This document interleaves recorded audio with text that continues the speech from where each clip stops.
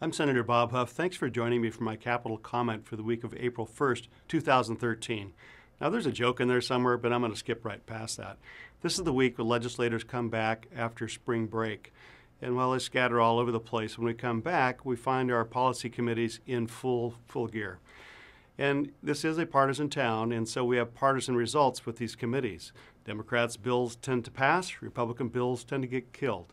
Here's an example of just a couple of them. AB 605 by Assemblymember Eric Linder seeks to do a little bit of realignment reform. Now, you've heard me talk before about the realignment legislation signed a couple of years ago, which was to take 30 to 40,000 prisoners from the state level and outsource our misery down to the local level.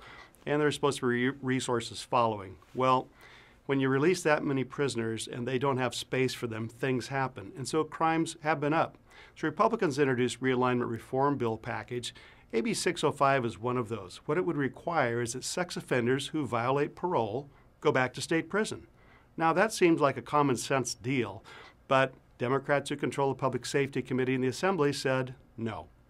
So the bill failed, 2 aye votes, 4 no votes. Similar fate for AB 2 by Assemblyman Mike Morrell. That one would say that sex offenders who fail to register go back to prison, because a lot of them actually say, hey, if I register, they have these egregious things put on me, so they just don't register and there's no consequences for that. Well, this too is defeated on a party line vote.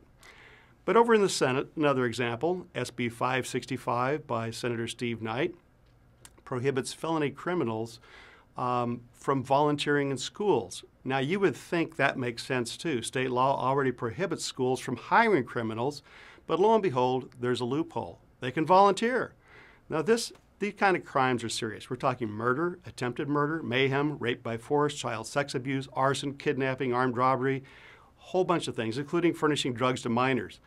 The opponents argued, well, SB 565 takes away opportunities for some parents to be meaningfully involved in their children's lives. Listen, there's plenty of opportunities for them to be involved in their kids' lives without having to endanger other kids or having other parents worry that the other adults around their kids are not safe. These parents that have these passes can certainly read to their kids at night. That's a huge deal. They can assist with homework. They can volunteer to assist with other activities. They can walk their kids to school. They just shouldn't be in the classroom and have that opportunity to be around kids when they could pose a danger to them. That measure was held in Senate Education Committee. It's killed.